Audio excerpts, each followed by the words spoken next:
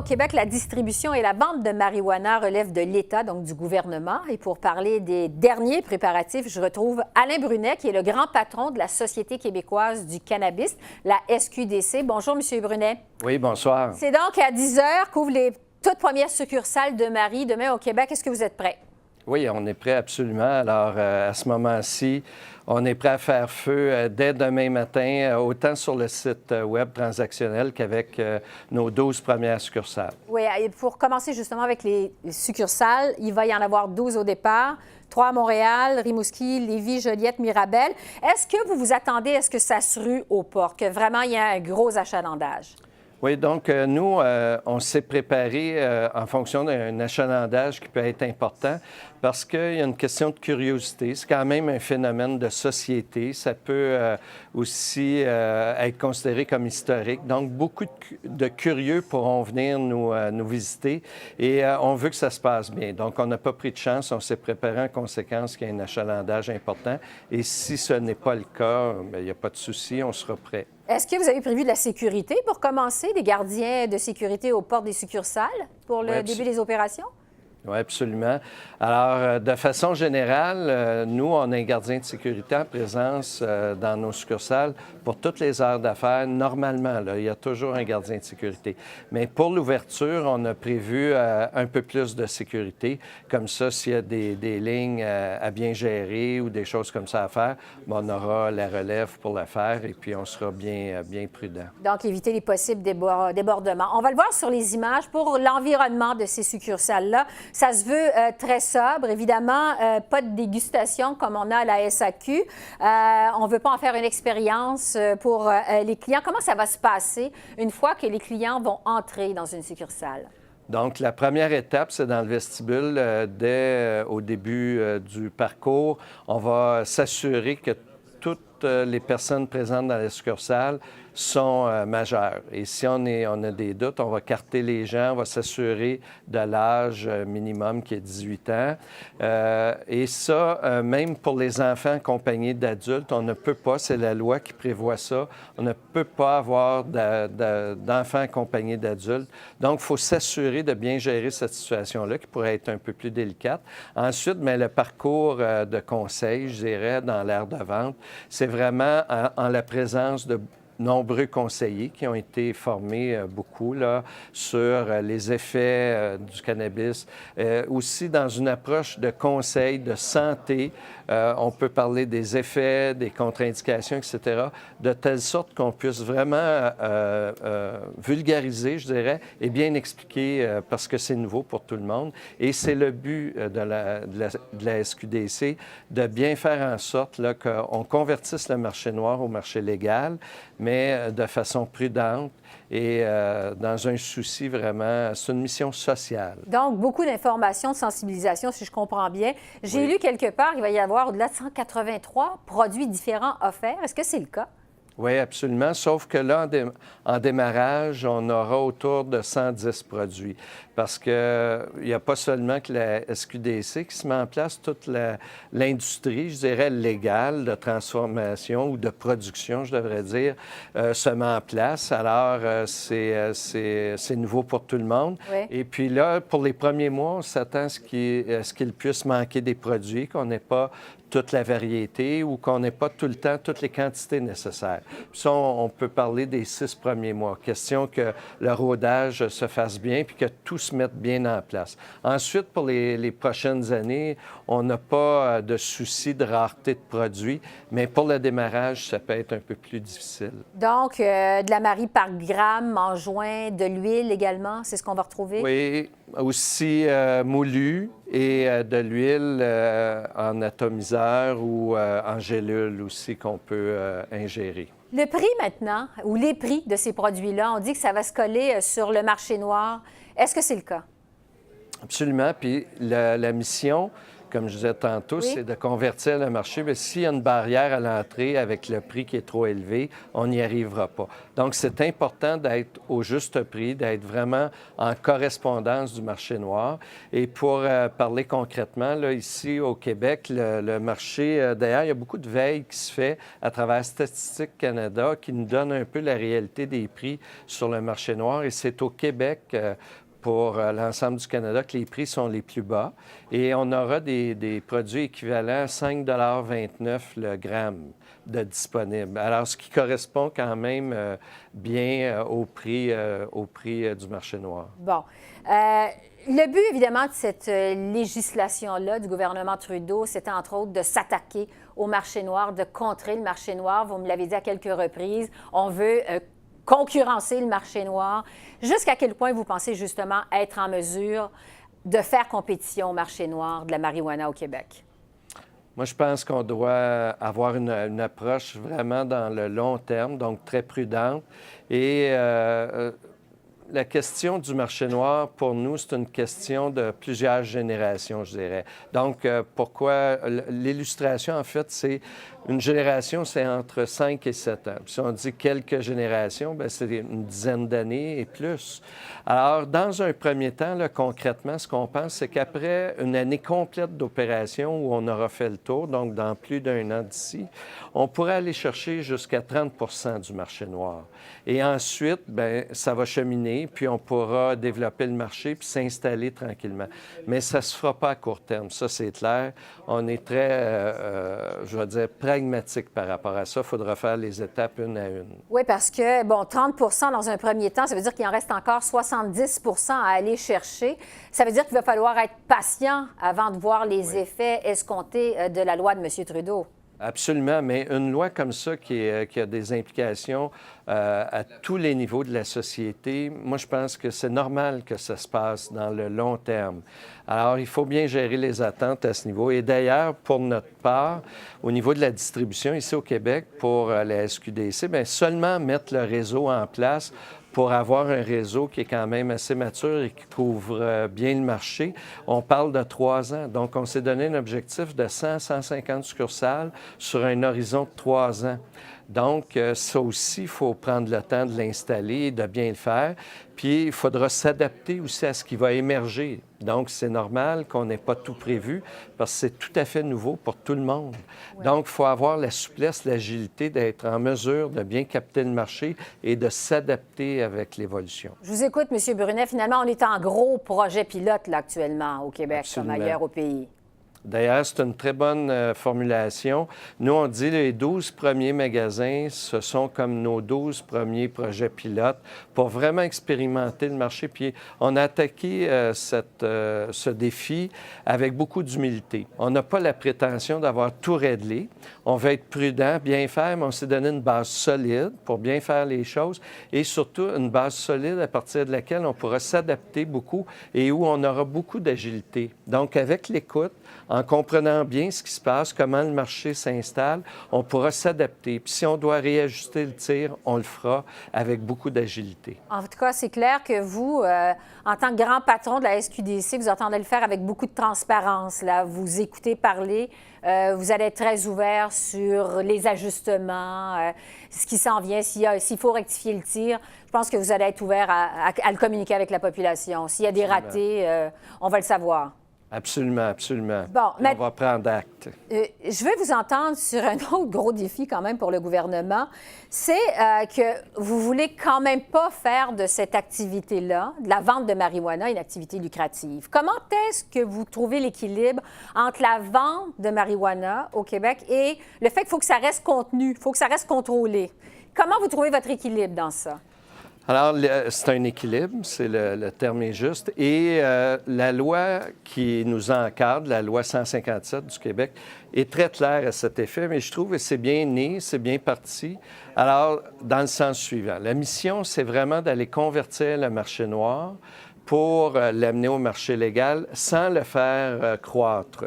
Donc, on n'est pas dans la progression des ventes ou la croissance des marchés. Et ça, c'est très clair. Mais pour être vraiment efficace, il faut que les objectifs qu'on poursuive soient concrets. Et dans la loi, il est prévu que si un jour, après l'installation, l'entreprise fait des profits, bien, la cohérence est là. Ces fonds seront versés dans des fonds dédiés pour la recherche en santé et en toxicomanie. Donc, tout est attaché de telle façon que l'objectif premier de cette entreprise-là, bien, ce n'est pas de faire du commerce. C'est vraiment un rôle social et ça s'incarne vraiment dans le quotidien de l'entreprise. Donc, on le vu à travers la formation qu'on a déployée pour les employés, à travers le type de magasin qu'on a conçu. Alors, ça devient assez concret de telle sorte que l'équilibre est quand même, je dirais, réaliste à maintenir, mais ça reste un défi. Donc, vous êtes un homme d'affaires, un gestionnaire, M. Brunet. Pour la première année d'opération des succursales, est-ce que vous voyez un profit ou un déficit d'opération, selon ce que vous voyez? Là, en plus, on n'a même pas fait les budgets encore dans le sens suivant. C'est qu'on était en mode projet. Puis avec le ministère des Finances, on a travaillé sur des prévisions financières de telle sorte qu'on prévoyait vraiment la feuille de route pour installer construire l'entreprise, installer le réseau, déployer tout ça. Et comme on arrive à la fin de l'année financière en mars, à la fin mars, avec une partie d'année seulement d'opération, on a vraiment décidé de travailler avec cette agilité de ne pas avoir un cadre budgétaire trop serré, mais justement se donner le temps de comprendre un peu le marché pour élaborer le futur budget. Donc, on est à cette étape-là. Mais le but, je veux juste pour être bien clair, c'est pas de faire des profits. Il n'y aura pas de carte fidélité dans les succursales. Il n'y a pas de promotion, de marketing autour de la vente de marijuana. Absolument. Donc, ça aussi, c'est très clair dans la loi et c'est très cohérent. C'est défendu. Donc, il n'est pas question. Puis c'est vrai aussi au fédéral. Donc, pour l'ensemble de l'industrie canadienne et au Québec, c'est défendu d'avoir du marketing, de faire de la promotion, des commandites, évidemment des dégustations. Donc, toute cette approche commerciale est évacuée. Ce n'est pas un objectif financier qu'on poursuit, c'est un objectif social de transfert du marché vers le marché légal et surtout de bien installer au niveau de la santé publique, d'avoir les bons indicateurs pour que ça demeure sain d'un point de vue de santé publique. On insiste vraiment beaucoup sur la mission sociale de l'expérience. Au niveau de l'approvisionnement, maintenant, la SQDC va faire affaire avec 6 producteurs. Jusqu'à maintenant, entre autres, qui est de la région de Gatineau, Exo, qui est la plus importante entreprise de fabrication de marijuana. Est-ce que ça va être assez? 6 fournisseurs pour l'ensemble des succursales au Québec? En fait, ça, ce n'est que le début. Notre approche là-dessus, c'est que quand on nous a confié le dossier en novembre passé au dépôt du projet de loi, nous, on s'est dit il va y avoir de la rareté, ça va être un peu difficile à s'installer au niveau de la production. Donc, on va sécuriser les approvisionnements pour une première année. Alors, on a fait affaire avec les 6 producteurs avec lesquels, éventuellement, on a signé des ententes. Mais il n'y a pas, c'est pas exclusif, c'est-à-dire que nous, on va pouvoir faire affaire avec de nouveaux producteurs. On souhaite même et on veut même faire affaire avec de nouveaux producteurs. Mais tout ça, comme je disais tantôt, se met en place et il y a quand même beaucoup de règles qui encadrent la mise en place de l'industrie. Exemple, au niveau des producteurs, ils doivent se certifier au niveau de Santé Canada. C'est des démarches assez longues. Ensuite, quand on est au Québec, les producteurs, pour nous vendre à nous au Québec, ils doivent passer le test de l'AMF. Alors, il y a beaucoup d'étapes. Donc, chemin faisant, il y a beaucoup de nouveaux producteurs qui vont émerger, qui vont venir rejoindre les rangs et qui vont nous permettre de diversifier l'offre et d'ajouter en termes de quantité. Mais entre-temps, est-ce que des succursales de la SQDC pourraient tomber en rupture de stock? Est-ce que c'est possible? Oui, c'est possible, mais pas complètement. Il faut s'entendre. Il y a quand même une capacité de production qui se met en place. Il y a de la quantité. Donc, ça peut toucher la variété des produits parfois. Ça peut être cyclique. À certains moments, c'est plus compliqué. D'autres, les stocks arrivent. Et je pense pas qu'on connaisse des grandes situations généralisées de manque de produits, de telle sorte que nos magasins soient complètement vidés. Et comme en plus, on se met en place au niveau de du réseau graduellement avec une installation de nouvelles succursales, mais on peut gérer le rythme au niveau du rythme de la production. Donc, je pense qu'on pourra, c'est des défis. La balle est dans le camp des producteurs, mais nous, on peut faire notre part pour contribuer à bien gérer la situation pour que ce ne soit pas trop pénible. Vous m'avez dit il y a un instant, M. Brunet, quand on nous a transféré le dossier au gouvernement au mois de novembre dernier, ça me fait réaliser finalement que ça fait même pas un an que vous avez ce dossier-là. Jusqu'à quel point ça a été un défi pour le gouvernement du Québec de suivre le gouvernement fédéral dans sa volonté de légaliser la marijuana au pays? Absolument. Alors, c'est un très bon point. Ça a été un défi pour nous aussi, on ne se le cache pas. Nous, en pratiquement 10-11 mois, on a dû mettre en place une chaîne logistique, évidemment un réseau de distribution, créer une entreprise, former des employés. On a embauché pour les 12 premières succursales environ 300 employés qu'on a formés. On a dû, avec le ministère de la Santé et des Services sociaux, élaborer un programme de formation. C'est eux les gardiens de la formation et des contenus. Donc, beaucoup de travail qui a été fait depuis quelques mois. Et c'est vrai aussi pour le gouvernement et c'est vrai pour les municipalités. Donc, moi, je dirais c'est un phénomène de société, c'est un défi pour tous. Et tout ça en moins d'un an. Le Canada, donc, qui devient donc demain le premier pays du G7, finalement, à légaliser la marijuana. Est-ce que vous avez l'impression de participer à écrire une page d'histoire? Oui, on peut dire ça en toute humilité, là, mais oui, effectivement, l'équipe, nous et les gens associés au dossier dans les différents ministères avec lesquels on travaille, on est très conscient qu'il y a une lourde tâche, quand même intéressant, il y a une lourde responsabilité, mais en même temps, c'est historique. C'est quand même assez motivant de faire des choses qui n'ont jamais été faites à un niveau, à une échelle quand même assez grande parce que nous, on a pris le dossier. Quand on part une nouvelle entreprise, souvent, on s'installe dans une industrie qui existe. Mais là, dans ce cas-ci, l'industrie n'existait tout simplement pas. Oui, au noir, ça existait, c'était présent, il y a quand même une présence, mais on ne peut pas bénéficier de leur savoir-faire parce que c'est complètement illégal. Oui. Et quand on dit une page d'histoire, d'ailleurs, aujourd'hui, lorsque vous avez présenté les succursales aux journalistes, vous avez eu plusieurs journalistes étrangers de l'international qui sont venus, qui ont fait le voyage jusqu'au Québec pour voir comment ça allait s'articuler, tout ça. C'est le cas? Oui, absolument. Il y avait des gens des États-Unis, du Danemark, plusieurs de la France. Donc, on a ensuite donné beaucoup d'entrevues parce que moi, je pense qu'il y a vraiment beaucoup de curiosité de la part des pays qui nous regardent aller, en fait. Et puis, on est assez précurseurs à cet égard. Oui, on va sûrement nous regarder aller au cours des prochains mois, des prochaines semaines, des prochains mois avec la légalisation de la marijuana. En terminant, on parle évidemment beaucoup de l'acceptabilité sociale de la marijuana au Canada. Combien de temps vous pensez que ça va prendre avant que ça fasse son chemin, selon vous? Moi, je pense que ça peut prendre plusieurs années, mais déjà, ça progresse assez rapidement. J'aime raconter l'anecdote suivante. Moi, quand on a pris le dossier, puis j'ai été saisi du dossier, on n'a pas eu une longue avance avant le dépôt du projet de loi, quelques semaines.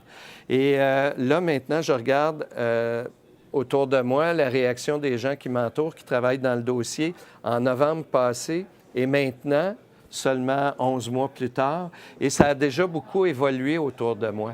Donc, je me dis, si on réplique ça à l'ensemble de la société, ça va certainement prendre quelques années, mais ça peut se faire quand même assez rapidement avec...